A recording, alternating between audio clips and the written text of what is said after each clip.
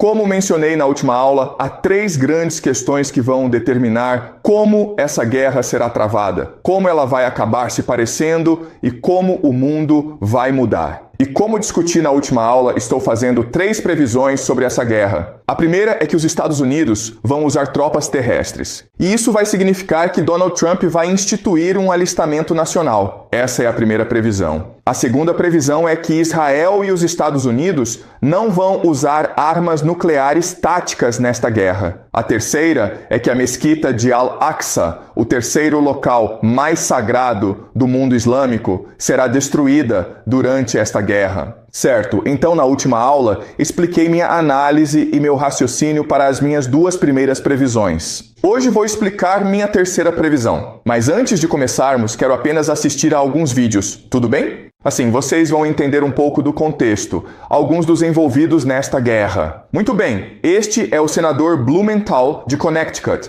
e ele é um dos 100 membros do Congresso do ZEUA, Senado. Ele também é um dos membros da Gangue dos 8. Ora, quando se está em guerra, a Casa Branca tem a responsabilidade de relatar seus objetivos, seu propósito e como a guerra está progredindo a 8 membros do Congresso, em um ambiente confidencial. Certo, e este é o senador Blumenthal, depois de ter sido interrogado pela Casa Branca.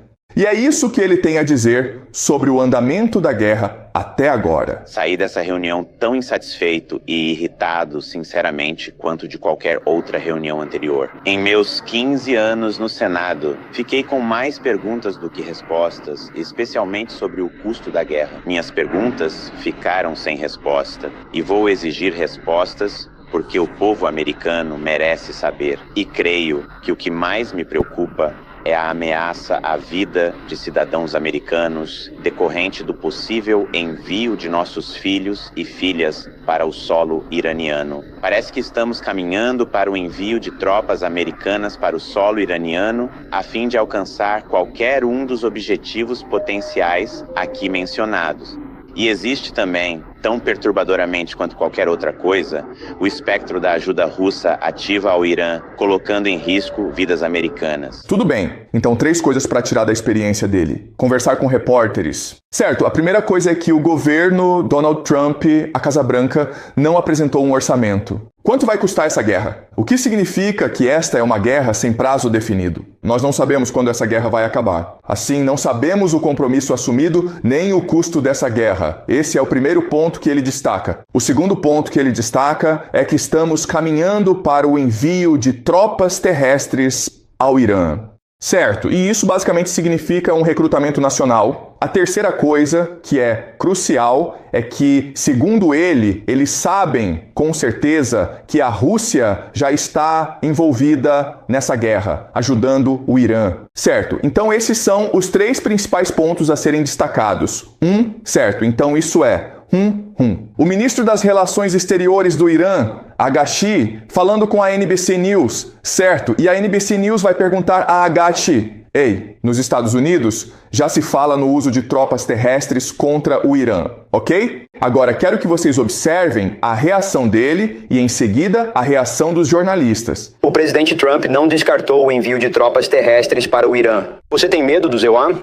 Invasão em seu país? Não, estamos à espera deles. Você estava esperando pelo ZEUA. Militares vão invadir tropas terrestres? Sim, porque temos confiança de que podemos enfrentá-los. E isso seria um grande desastre para eles. Certo, você entendeu? Ok. O Irã está disposto a enfrentar o ZEUA? Haveria confronto militar com tropas terrestres? Bem, estávamos preparados para isso. Certo, então, novamente, há certas coisas a serem apreciadas. Primeiro de tudo, o ministro das Relações Exteriores, entendi. Ele não está nem um pouco preocupado com tropas terrestres. Na verdade, ele basicamente disse: é uma armadilha para vocês. Se vocês vierem, estamos nos preparando há cerca de 20 anos para isso, nós vamos destruí-los. Outra coisa que você vai notar é que o jornalista fica completamente surpreso com a resposta. Ele ficou em silêncio, chocado. Ele precisa perguntar novamente: espere, você está dizendo que está pronto para tropas terrestres? Isso demonstra que, em Washington, D.C., dentro do governo Trump, dentro da elite da política externa e da elite da mídia, essa questão não foi realmente combatida. Eles realmente não levaram em consideração a possibilidade de perder esta guerra. Washington, D.C. Neste momento é uma bolha, ok? É uma bolha isolada onde todos acreditam nas mesmas coisas. E isso é muito problemático se você pretende continuar lutando essa guerra, certo? Certo, vamos continuar. Ok, este é o Rabino Schneerson. E ele é o líder, ou costumava ser, ele já faleceu, mas costumava ser o líder de uma organização chamada Shabbat Lubavitch. Vou falar mais sobre o Shabbat Lubavitch à medida que avançarmos, tudo bem? Mas apresento ele a vocês agora. Estamos no ano de 1990 e ele está conversando com Benjamin Netanyahu, que na época era um jovem político promissor em Israel, certo? Então, vamos observar a conversa. Certo, o que está acontecendo aqui? Ok, então como um político em ascensão, Netanyahu vai até o rabino, que é uma das pessoas mais poderosas da sociedade judaica. Ele basicamente diz: você me daria sua bênção? Você vai me apoiar nos meus empreendimentos políticos? O rabino diz, sim. Eles também conversam sobre como as coisas estão progredindo. Então, o que estamos dizendo é que existe quase como um plano em andamento para alcançar certos objetivos religiosos. E as coisas estão indo bem. Mas o rabino Schneerson diz, mas não estão indo rápido o suficiente. Porque precisamos do Messias, o grande líder do povo judeu, para vir. E podemos colocar em movimento coisas que forçarão a vinda do Messias. Então vamos acelerar as coisas, Netanyahu, certo? Então, o que é isso eu vou explicar mais tarde, ok? Mas quero que você esteja ciente disso, de quem são essas pessoas. O Rabino Schneerson é muito importante para a nossa história. E Netanyahu, é claro, é o atual primeiro-ministro de Israel. Muito bem, vamos continuar. Tudo bem? Queremos saber o que você está lendo agora. O que estou lendo? Sim, isso é... Eles convocaram ferozmente o povo judeu contra... Por que escolheu esse produto? Perdemos essa. Sei. Temos que ganhar a próxima. Queremos saber o que... Você está lendo agora. Ok, tudo bem. Então essa foi uma troca de informações muito rápida, ok? Um jornalista pergunta a Benjamin Netanyahu, que livro lê agora? Ele responde, Roma contra os Judeus. É um livro de Barry Strauss, um historiador... E fala sobre as 3 guerras que os judeus travaram contra os romanos. E foi essencialmente um holocausto para os judeus. Muitos judeus ou morreram ou foram escravizados. Os romanos incendiaram o segundo templo. Então existe essa animosidade histórica dos judeus contra os romanos, certo? Mas o que ele disse foi, o que Benjamin Netanyahu disse foi, estou lendo este livro. Porque nós perdemos aquela guerra contra Roma, mas na próxima guerra contra Roma não podemos perder. A pergunta então é, quem é Roma? Não é o Irã, pessoal. Provavelmente não é a Rússia. Provavelmente é a América, certo? O grande império. Então isso é estranho, porque Israel é aliado da América nesta guerra. Mas Netanyahu está dizendo que não. Nosso verdadeiro inimigo é Roma. É para isso que devemos nos preparar. Então quero que vocês guardem isso na mente. Este é Peter Hegseth, que é o secretário de guerra de Donald Trump. E este é o ano, por volta de 2018, em que ele está em Jerusalém falando com sionistas cristãos e sionistas. Quem são essas pessoas? Eu vou explicar mais adiante. Mas vamos ouvir o discurso dele rapidamente. E eu tive a oportunidade de ver o muro ocidental do Monte do Templo, os túneis do muro ocidental, grande parte da cidade antiga. E ao ficar ali, você não consegue deixar de contemplar o milagre diante de você. E isso me fez pensar em outro milagre que espero que todos vocês não vejam muito distante. Porque 1917 foi um milagre, 1948 foi um milagre, 1970, 1967 foi um milagre. Em 2017, a declaração de Jerusalém como capital foi um milagre. E não há razão para que o milagre da reconstrução do templo no Monte do Templo não seja possível. Certo, então ele é cristão. Ele não é judeu. Mas o que ele está dizendo é que veio a Jerusalém e visitou esses locais sagrados judaicos. E ele não consegue, ele não pode deixar de ficar maravilhado, de ficar impressionado pela beleza, pela espiritualidade do Muro das Lamentações. Ele também continua dizendo que houve uma série de milagres. Então, 1917 foi a Declaração Balfour, quando basicamente o Império Britânico permitiu que os judeus fundassem o Estado-nação de Israel. 1948 foi quando Israel foi fundado. 1967 foi quando Israel lutou uma guerra contra seus vizinhos árabes e venceu. Em 2017 foi quando Donald Trump transferiu a embaixada americana de Tel Aviv para Jerusalém, reconhecendo assim Jerusalém como a capital de Israel. E o que ele está dizendo é que, bem, se esta é uma série de etapas para alcançar um plano divino, então o próximo milagre deveria ser a reconstrução do templo de alguém, o terceiro templo. E isso significa destruir a mesquita de Al-Aziz. Ok? Então, o que está acontecendo aqui? Certo, explicarei mais tarde, mas quero saber quem são essas pessoas e como elas pensam. Muito bem, vamos para mais um vídeo. E então, se você quer construir o templo de alguém, se você quer construir o terceiro templo, você precisa se livrar do terceiro local mais sagrado do mundo islâmico. E como você faz isso? Bem, existem algumas opções, certo? Então, mísseis vão atingir a mesquita e limpar o local para o terceiro Beit HaMikdash. Isso também poderia ser Isso que estamos vendo é absolutamente um verdadeiro milagre. Se dependesse de mim, da última vez que lançaram centenas de mísseis, eu fingiria que um deles veio do Irã e o derrubaria. Você sabe? Então todos os árabes se voltariam contra o Irã e seria o fim dos problemas. Vocês fazem esses lunáticos brigarem entre si. Nunca é tarde demais, você está lidando com um bando de covardes.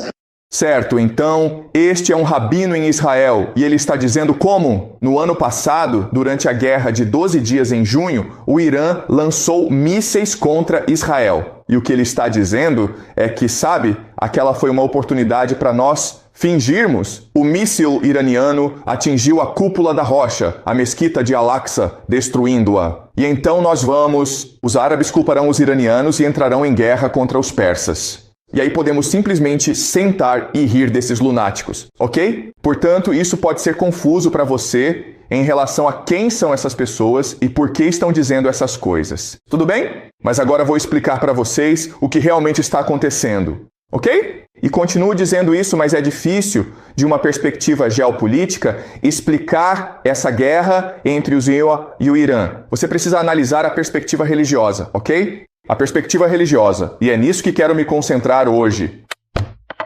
Ok, desculpe. Certo, então, novamente, este é o terceiro local mais sagrado do mundo islâmico. Aqui está a Arábia Saudita, Meca, Medina, e aqui está o Domo da Rocha, a Mesquita de Al-Aqsa, que é de onde se acredita que Maomé ascendeu ao céu. E os judeus e os sionistas cristãos acreditam que isso deve ser destruído para que possam construir o terceiro templo, ou o Templo de Salomão. Certo, tudo bem. Então essa é a grande questão nesta guerra. E novamente, eu continuo dizendo isso, mas preciso estar certo na minha previsão. Se a minha análise estiver correta, se eles não destruírem a Mesquita Al-Aqsa e conseguirem alcançar a paz, então o meu modelo preditivo, minha análise, está completamente errada. E vocês podem simplesmente me ignorar, certo, pelo resto da minha vida, e eu posso voltar a dar aulas, sabe, de grandes livros ou algo assim, tudo bem. Então, vamos examinar por que isso é importante. Tudo bem? Hoje, quero apresentar a vocês uma nova teoria da teoria dos jogos chamada Lei da Convergência Escatológica.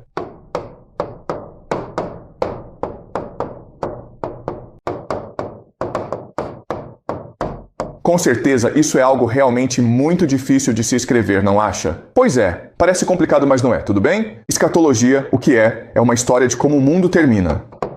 E é muito envolvente para as pessoas porque, lembrem-se, discutimos isso no semestre passado, mas como seres humanos, temos 3 perguntas. De onde viemos? Por que estamos aqui? Para onde estamos indo? E a escatologia fornece uma história que responde às 3 perguntas. Por que Deus nos criou? Qual é a nossa missão na Terra? E o que Deus planejou para o fim do mundo? Ok? E diferentes tradições que têm diferentes escatologias. E o importante é descobrir em que aspecto essas escatologias convergem. Certo, convergir, ou seja, uma união dessas escatologias. E por que isso é importante? Porque permite prever como eles irão se comportar. Pense em uma história como o sistema operacional de uma sociedade. E como tal, é um roteiro que eles irão representar. E se você conseguir decifrar os diferentes roteiros e ver como eles convergem, onde se encontram a união desses diferentes roteiros, então você poderá prever como o mundo se desenvolverá, ok? Muito bem, agora que expliquei a lei, vou abordar algumas teorias para nos ajudar a entender por que isso funciona, ok? Muito bem, então a primeira coisa a entender é algo chamado universal. Lei da teoria dos jogos. Certo. E a lei universal da teoria dos jogos diz o seguinte: quem vence um jogo é capaz de fazer isso, ok? Massa vezes muita energia vezes uma ótima coordenação. Então, essas são as 3 coisas que você deve observar para entender o quão bem um jogador se sairá em um jogo. Massa é apenas o número de pessoas envolvidas na equipe, certo? Energia é simplesmente quanta atenção, foco e motivação existem. Então pense nisso como atenção, motivação ou ação. Qualquer uma dessas palavras serve. Mas basicamente, qual é o seu nível de empenho em vencer o jogo? E o quanto você está disposto a se esforçar para vencer o jogo? E a coordenação nada mais é do que a ideia de sincronia. E o que eu quero dizer com isso é quão bem os membros da equipe trabalham juntos, ok? E algo que você precisa entender é que o mais importante para ganhar um jogo é, na verdade, a coordenação. Na verdade, eu diria que é 4 vezes mais importante do que apenas matemática. Então, você pode ter muita gente, mas se eles não trabalharem bem juntos, você será derrotado por outra equipe com pouquíssimas pessoas, mas que trabalham bem juntas, entendeu? E além disso, a energia é 2 vezes mais importante que a massa. Tudo bem, então deixe-me dar um exemplo. Digamos que você esteja jogando um jogo sozinho. Ok. Talvez. Num jogo de ping-pong ou xadrez, massa e coordenação importam pouco, pois você joga sozinho. Portanto, o que importa é a energia, o quão motivado você está para vencer este jogo. Quanto tempo você dedica aos treinos? Quanto tempo você dedica aos estudos e ao seu aprimoramento pessoal? O quanto você está focado em vencer, entendeu? Muito bem, então é um esporte coletivo? Bem, a massa é constante, então o que importa é a energia e a coordenação, o quão bem o time trabalha junto. Agora, o interessante é que existem diferentes maneiras de melhorar ou aumentar, ampliar a energia e a coordenação. Então, quem sabe, talvez ele seja um líder. Talvez se alguém for um líder realmente inspirador, isso fará com que as pessoas fiquem muito mais motivadas e permitirá que trabalhem bem juntas. Porque tudo o que elas precisam fazer é ouvir o líder. Certo, o problema com o líder, é claro, é que eventualmente ele vai morrer. Tudo bem, então você tem uma família, certo? Sangue. Certo, eles trabalham bem juntos porque todos compartilham o mesmo sangue. Mas não podemos explicar as diferenças dentro dessa família. Certo, o conflito dentro dessa família, não é? Então, historicamente, a longo prazo, a força que permite que times vençam outros times é a ideia de narrativa. Narrativa ou história. Por quê? Porque se instala na mente de todos aqueles que acreditam na narrativa. Uma série de ações que eles devem realizar para vencer o jogo. Então pense nisso como um roteiro. E num roteiro sabe o que? Você interpreta o papel, então basta representá-lo. E isso permite que todos vocês trabalhem juntos para alcançar o resultado desejado. Ok? Faz sentido? Ok? E na narrativa, a forma mais poderosa é a ideia de escatologia. Porque a escatologia é um roteiro completo.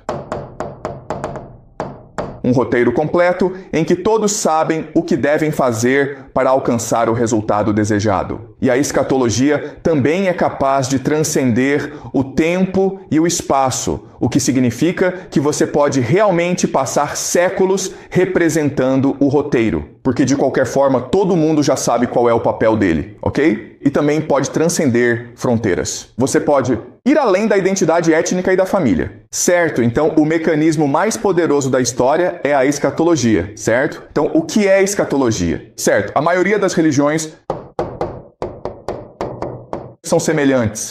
A maioria das religiões exige que você seja uma boa pessoa, seja humilde, seja gentil, seja generoso, mas há certos aspectos das religiões que são extremos, certo? E podemos chamá-los de escatologias.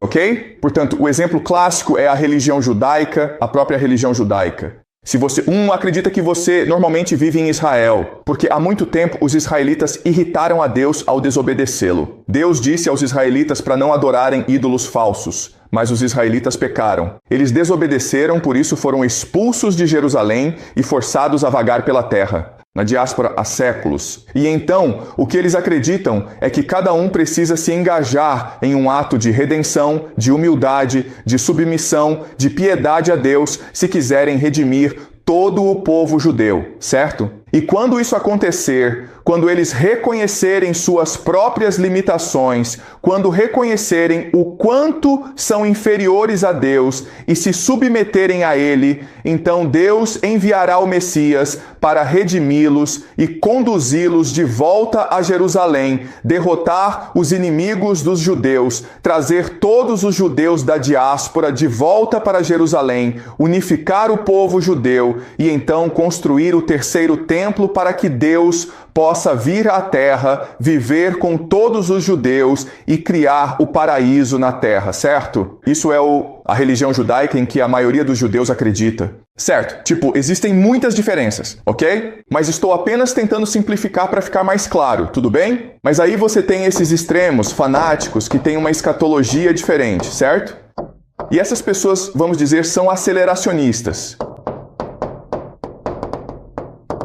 E o argumento deles é que isso tudo bem, mas é muito lento e acaba se dissolvendo.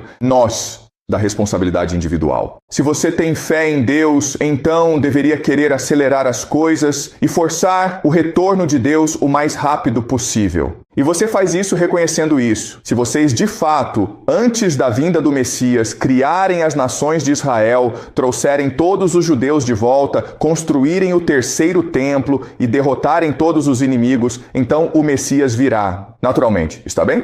E então, claro, a maioria dos judeus ouve isso e acha que é blasfêmia, é heresia, porque você está desafiando a vontade de Deus. Você acha que pode manipular Deus para agir. Isso está errado. Isso é o oposto da redenção. Esse é o pior pecado possível que você pode cometer, certo? E por isso essa escatologia é considerada marginal, extrema, algo a ser ignorado. O problema, porém, é que se você parar para pensar, o que a escatologia realmente faz é criar um vetor para forçar a religião a se mover em uma determinada direção. Ok? E também, se você pensar bem, se a escatologia for um vetor que força a corrente principal a se mover em uma determinada direção, então a escatologia mais extrema, a mais violenta, será a que prevalecerá. Ok?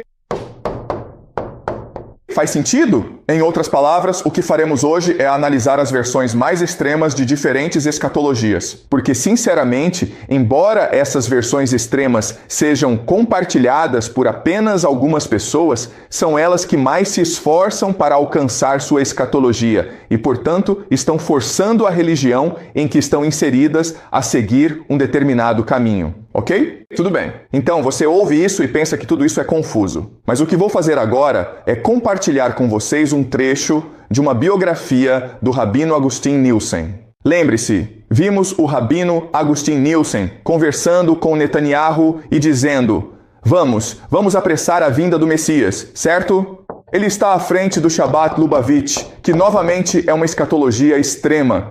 Mas, novamente, por serem tão radicais, eles estão dispostos a trabalhar o máximo possível para alcançar sua visão e, por isso, estão forçando o mainstream judaico em uma certa direção, certo? Certo. Então, esta é uma biografia do Rabino Schneerson. E o movimento Shabbat Lubavitch foi fundado na atual Bielorrússia. E, com o tempo, foi para a América porque sofreu muita perseguição pelos russos. E hoje, eles são um movimento global e são poderosos na Rússia, nos Estados Unidos e em Israel. Certo, então vamos discutir o Shabbat Lubavitch ao longo da nossa conversa, mas quero, com esta passagem, mostrar como funciona a coordenação entre os escatologistas. Certo, tudo bem. Então, o ano é 1939. E os nazistas, a Alemanha nazista, novamente, que são antissemitas, odeiam judeus, querem todos os judeus fora da Europa, estão dominando a Europa. E em 1939, eles já conquistaram a Polônia, Varsóvia.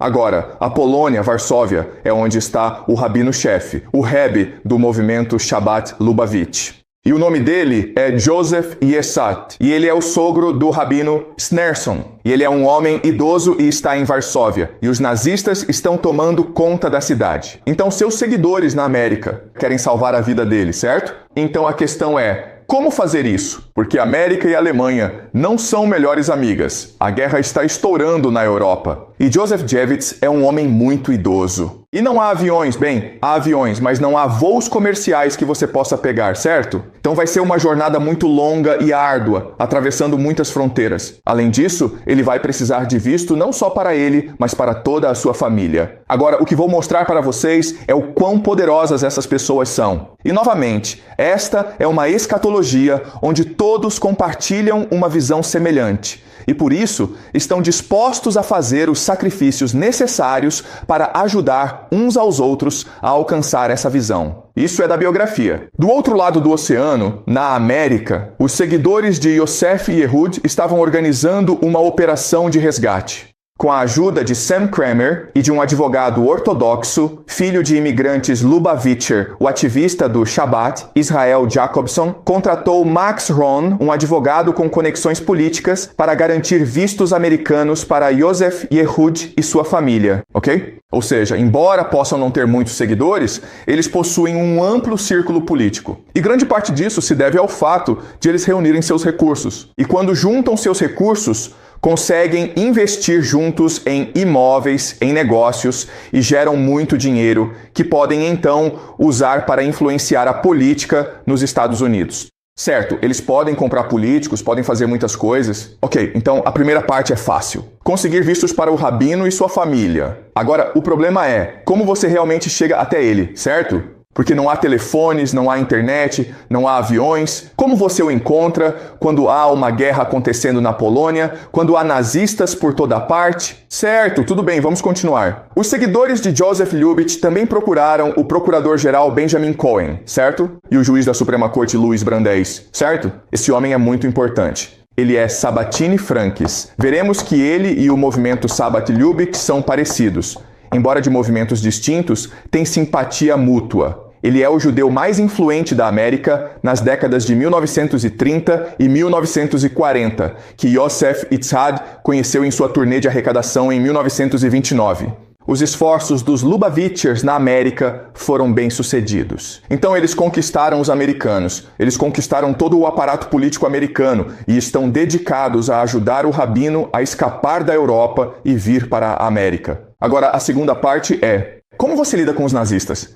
Os Lubitsch tiveram sucesso na América. Em 2 de outubro, Cohen pediu ajuda a Robert Pell, do Departamento de Estado. No dia seguinte, Pell ligou para Helmut Vodhat, especialista em economia, para ver se ele salvaria um dos principais estudiosos judeus do mundo. Este é um cara americano escrevendo para um nazista e dizendo: "E aí, cara? Sei que você é nazista, mas ajude-nos a salvar um judeu." E o cara diz que sim, ok? Vodhat foi escolhido estrategicamente. Ele estudou em Colômbia nos anos 30 e conheceu Pell após a Conferência de Refugiados de 38, buscando ganhar a simpatia do público. O agente de segurança dos Estados Unidos, Wall Street, entrou em contato com o almirante William Canaras, chefe da inteligência militar alemã, e disse: "Ei, cara, vamos ajudar esse sujeito." Canaris, um nazista cético que desaprovava as atrocidades da SS e achava que a invasão da Polônia foi um erro, recrutou o major Ernst Bloch,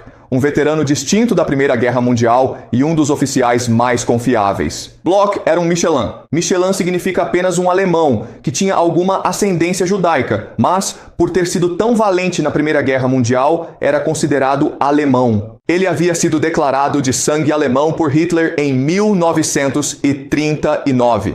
Juntamente com outros 3 soldados, 2 dos quais também eram Michelin, Bloch recebeu instruções para encontrar Joseph Itzhak e levá-lo para um lugar seguro. Uau! Os nazistas enviam seus próprios soldados para encontrar esse cara e trazê-lo para a América. E isso ocorre novamente durante uma guerra. Mas como você encontra esse cara? Bloch e seus colegas atravessaram as ruínas de Varsóvia sem alertar a SS. Precisavam achar um rabino que ignorava a missão. O rabino se escondia de todos. Então, como você encontra esse cara? E ele tem um medo mortal de todos os soldados alemães porque os vê apenas como nazistas. Outro problema: os judeus locais não revelariam o líder racídico aos nazistas. A informação veio dos americanos. O advogado de Shabbat, Arthur Rubinovitz, deu o endereço de Joseph Jevitz a Brandeis, que o repassou via Cohen e Pell aos Itiwa, assuntos de carta na Alemanha. Isso exige a coordenação de dezenas e dezenas de pessoas que, teoricamente, deveriam estar em lados opostos de uma guerra. E eles estão trabalhando juntos para alcançar um objetivo. No final de novembro, Bloch encontrou o apartamento de Joseph Yates e, após alguma confusão, convenceu os moradores de que estava ali para ajudar. Depois de conseguir alguns cupons, passagens de trem e autorizações militares para os postos de controle da SS,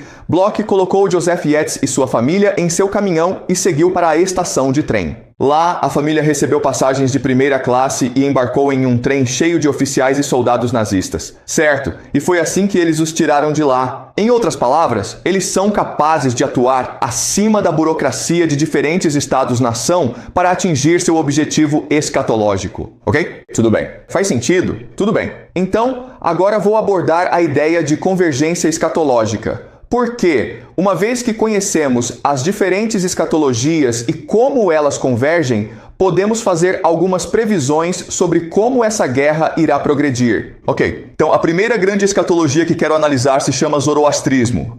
E este é o primeiro escatologia e é uma escatologia do Império Persa, ok? E essa escatologia é muito simples. No mundo existe a verdade e a mentira, ok? A luz e a escuridão. E é nossa responsabilidade como seres humanos viver pela luz, morrer pela verdade e lutar contra a mentira. E no fim dos tempos, haverá uma batalha final e um dia de julgamento. Então, luz contra trevas. E então você tem um dia de julgamento, onde o Deus, Ahura Mazda, descerá e criará um paraíso para todos. Portanto, o que importa é viver uma vida nobre e aguardar o dia do julgamento, quando finalmente o céu na terra se manifestará. E isso é importante porque, se você pensar em como os iranianos estão lutando essa guerra, os iranianos se recusam a tomar a iniciativa e destruir. Demais, certo? Eles se recusam a ser os vilões nessa guerra, porque para eles, em sua escatologia, é importante morrer pela luz, lutar pela verdade, certo? Agora, o ashtonismo de Jeová tem um grande impacto na escatologia judaica, certo? Novamente, a esotologia judaica. Estou falando apenas da versão mais extrema dessa escatologia, certo? E nessa escatologia, a ideia é que os judeus desobedeceram a Deus, certo? Desobediência. E para reparar o mundo, para se salvarem, para criar o céu e a terra, eles precisam se engajar na redenção, certo? Redenção. E redenção é realmente sobre alquimia espiritual. Melhorar a si mesmo como pessoa, ser bom consigo mesmo, ser bom com os outros, amar o próximo como você amaria a si mesmo. Certo, essa é uma ideia predominante. Mas na versão mais extrema, redenção significa apenas cumprir o plano de Deus para forçar o retorno do Messias. Esse plano basicamente é criar Israel, trazer de volta a diáspora judaica, construir o terceiro templo, e isso dará início ao que chamamos de Guerra de Gog e Magog. E então, quando os judeus estiverem mais ameaçados, o Messias virá para salvá-los dos seus inimigos. E isso criará algo chamado Era do Fim do Mosaico, ok? Quando Deus governar a terra por meio de seu Messias, que vem da casa de Davi, ok? Tudo bem. Então, novamente, esta é uma versão simplificada. Existem muitas versões diferentes. Esta é a versão mais simples para os nossos propósitos, ok? O interessante é que essa escatologia judaica acabou influenciando os protestantes, ok? E isso cria um movimento chamado sionismo cristão. Sionismo cristão, ou seja, o termo técnico para sionismo cristão é dispensacionalismo pré-milenista. Ok? Isso parece muito complicado, mas não é. Significa simplesmente que Deus tem um plano para a criação do céu e da terra. E nós temos o dever de cumprir esse plano seguindo as suas instruções. Ok? Muito bem, então o que o sionismo cristão faz é pegar essa escatologia judaica e fazer certas alterações nela. Então, por exemplo, a primeira mudança que fazem é: ok, este plano está bom, mas em vez de dizerem que o Messias judeu é o representante de Deus, o que dizem é que não, ele é na verdade o representante de Satanás. Assim, na tradição judaica, o Messias se torna o anticristo. Na tradição cristã sionista, E por que isso é importante? É importante porque, para os cristãos, o Messias deve ser Jesus, certo? Então, o Messias, ou seja, o anticristo, o que ele faz é governar o mundo. Ele é muito carismático e governa o mundo a partir de Jerusalém. E ele inicia a guerra de Gog e Magog para conquistar o mundo e destruir os judeus. Nesse momento, Jesus retornará para salvar o povo escolhido de Deus, os judeus. E quando Jesus voltar, haverá algo chamado arrebatamento, onde todos os cristãos ascenderão imediatamente ao céu. Ok? Então, o arrebatamento. Tudo bem, ok? Portanto, mais uma vez, o sionismo cristão está se baseando na escatologia judaica, mas está fazendo algumas mudanças importantes, ok? Ou seja, em outras palavras, no início, sionistas e sionistas cristãos trabalharão juntos para alcançar um certo ponto na história, o que chamamos de grande projeto ritual. Mas depois, eles divergirão e lutarão uns contra os outros. Então eles são aliados agora, mas eventualmente se voltarão uns contra os outros. Muito bem, agora quero falar sobre os maçons. Porque os maçons...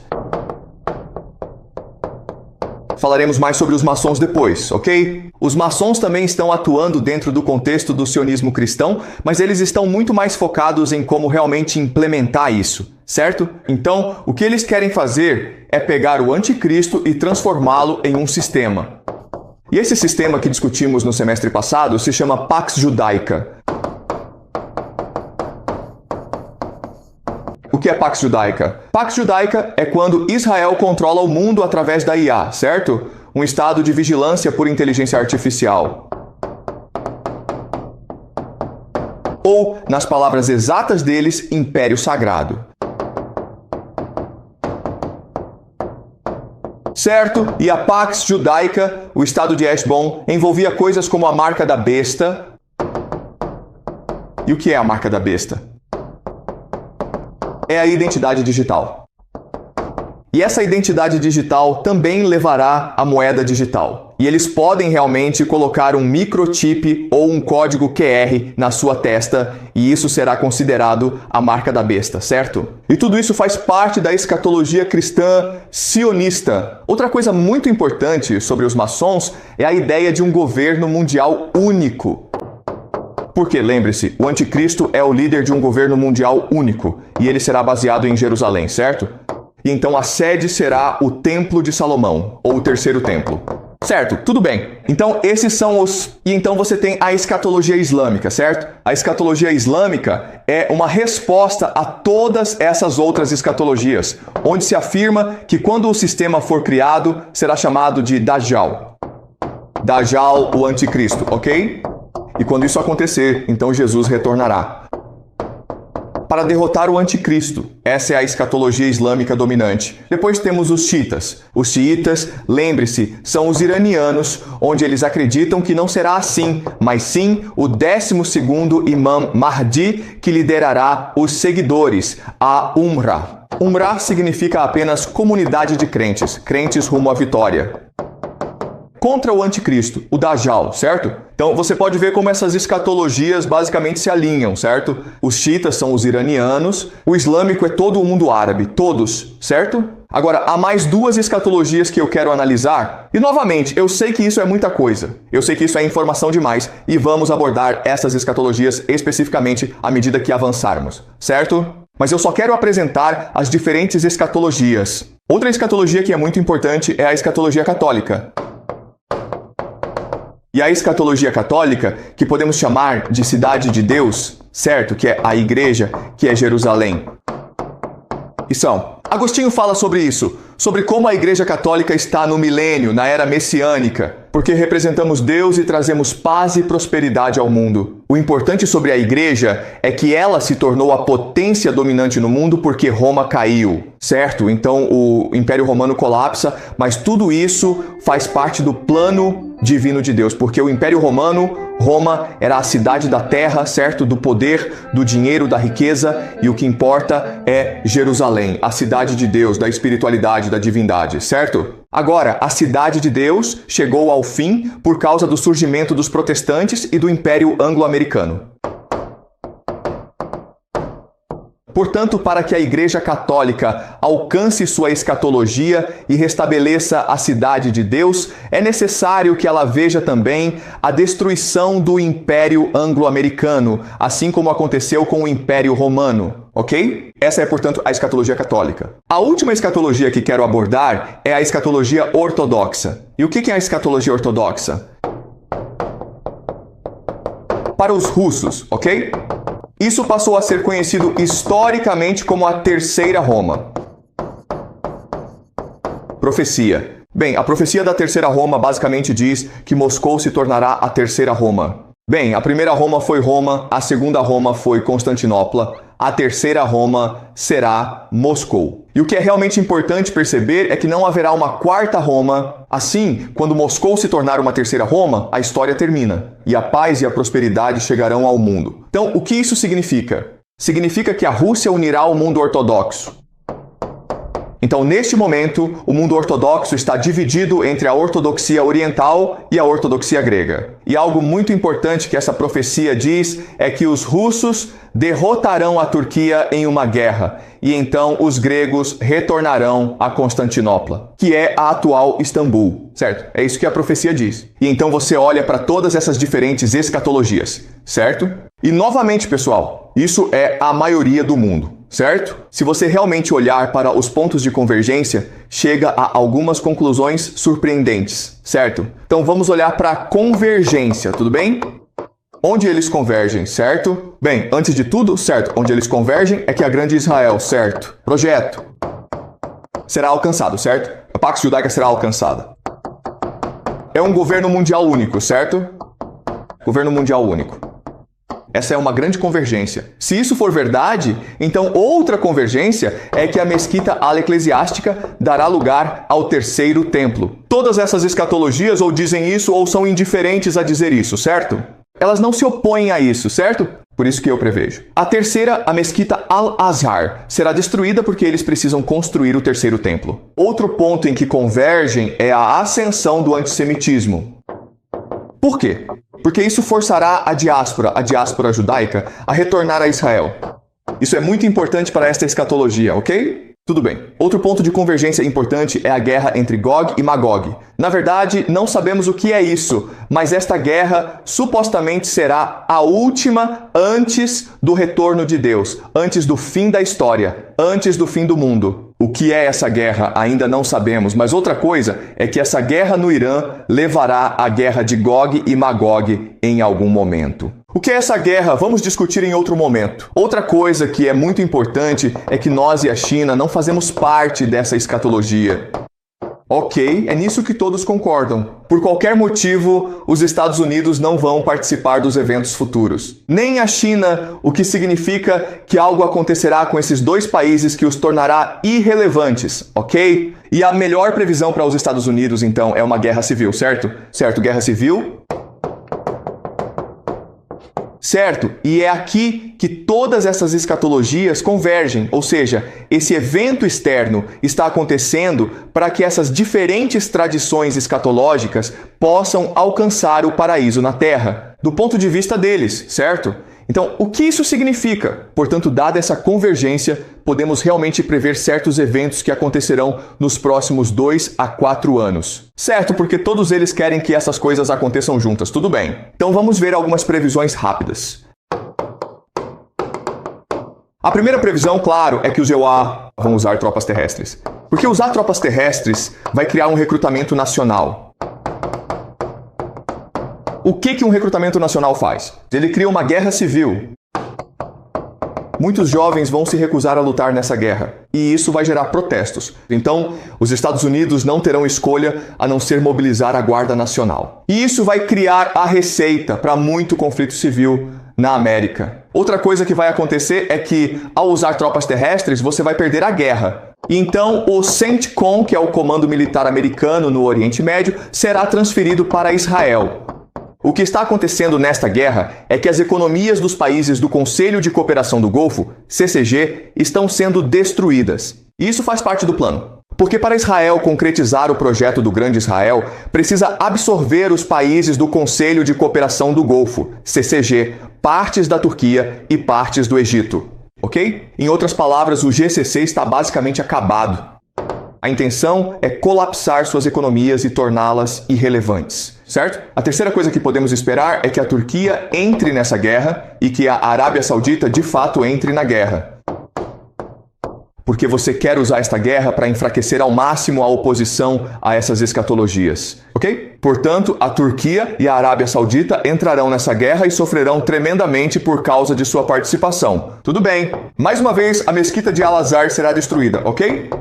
E então temos a ascensão da Pérsia. Certo? A ascensão da Pérsia. Por que isso é importante? Porque é preciso que o mundo islâmico se una contra Israel para o fim dos tempos, certo? Então, não importa se na verdade o Irã vencer essa guerra, porque ao vencer essa guerra, o Irã vai ativar sua identidade persa. E isso é importante para a escatologia, porque na guerra de Gog e Magog, as pessoas interpretam Gog e Magog, que marcharão contra Israel como sendo a Pérsia e a Rússia. Ok? Ok? Juntos eles marcharão contra a Pax Judaica.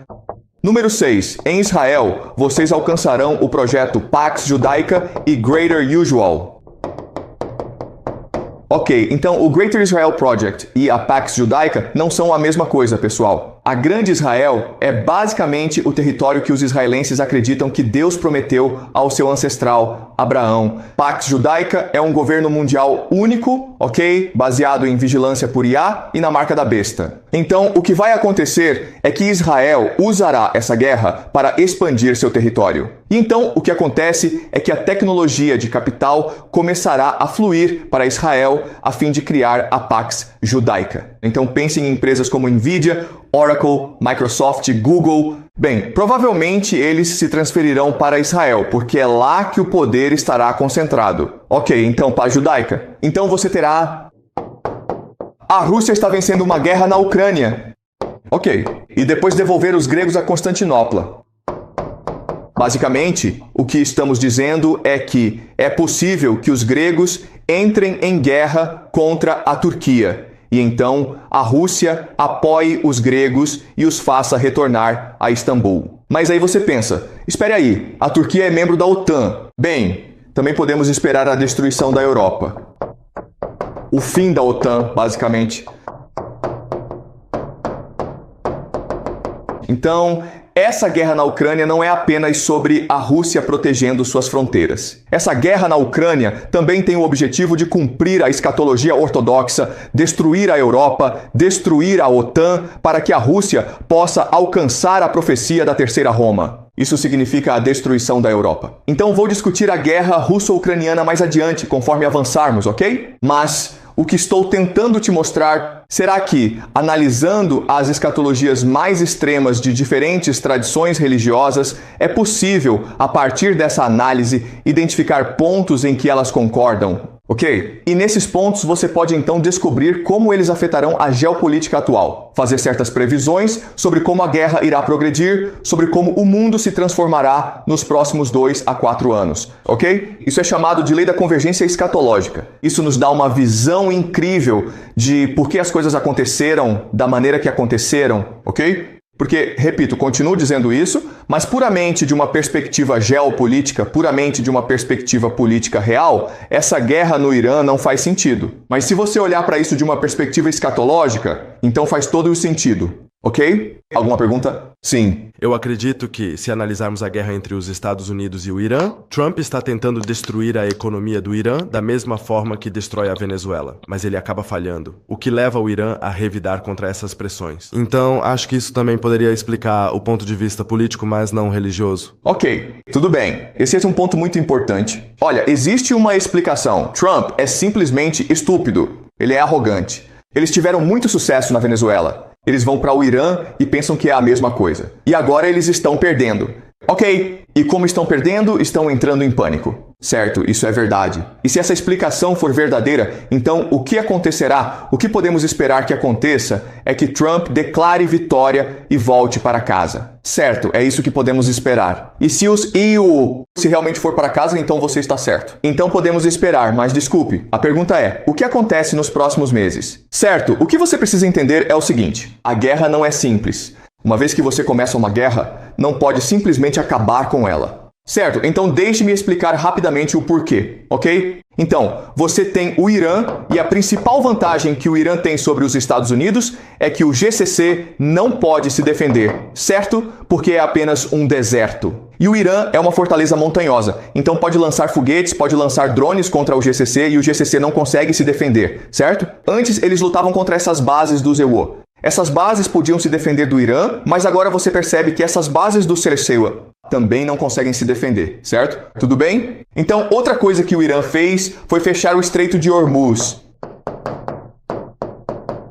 Certo, nós fechamos todos os movimentos de guerra comercial. E isso é importante porque o GCC, então, exporta petróleo para a Ásia e recebe comida em troca, certo? Então, basicamente, o GCC precisa desses movimentos de guerra comercial só para sobreviver, certo? Agora, vamos supor que o Shael Donald Trump diga: quer saber? Dane-se isso. Essa é uma guerra estúpida. O Oriente Médio é estúpido. Nós vamos embora, certo? O que acontece agora? O que acontece é que o Irã diz ao GCC: ei, cara, vocês nos atacaram, vocês destruíram nossa infraestrutura, destruíram nossa economia, vocês têm que pagar uma compensação, certo? Além disso, ei, cara, agora nós controlamos o Estreito de Hormuz, então se vocês quiserem usar o Estreito de Hormuz, terão que pagar pedágio, terão que pagar imposto. Então todo esse dinheiro do GCC, que antes ia para os Estados Unidos para alimentar os TSO, a economia, agora para onde vai esse dinheiro? Vai para o Irã, certo? Isso é muito dinheiro, cara. Estamos falando de trilhões e trilhões de dólares. E o que o Irã vai fazer com esse dinheiro? Ele vai usar esse dinheiro para reconstruir sua economia. Então, em 5 a 10 anos, isso vai ser um milagre econômico. Onde agora o Irã vai conseguir se industrializar muito rápido. E como resultado, o que vai acontecer? O que vai acontecer é que, se os Estados Unidos saírem do Oriente Médio, o Irã se tornará a superpotência e controlará toda a região. Com Israel tendo armas nucleares, Israel e Irã assinarão um tratado de paz sem o Cerceua. Os americanos voltam para casa, perdem o financiamento do CCG e o que restará para eles? Economia? Vai desabar. Por quê? Porque todos os EUA, a economia foca em ações, finanças, IA e investimentos do CCG. A pergunta é: os americanos podem voltar para casa? A resposta é não, eles não podem. Porque se eles forem para casa, a economia deles vai entrar em colapso e o povo vai fazer uma revolução de qualquer maneira. Portanto, é melhor enviar pessoas para o Irã do que deixar que o povo americano provoque uma revolução, certo? Ok? Então você tem razão nisso. É possível que Donald Trump tenha cometido um erro, mas não importa se foi intencional ou acidental, o resultado é o mesmo. E por mais estranho que pareça, esse resultado peculiar que você obteve coincide com isso, alinha-se com essas diferentes escatologias do mundo. Mais alguma pergunta? Tudo bem, ótimo. Continuamos na próxima semana.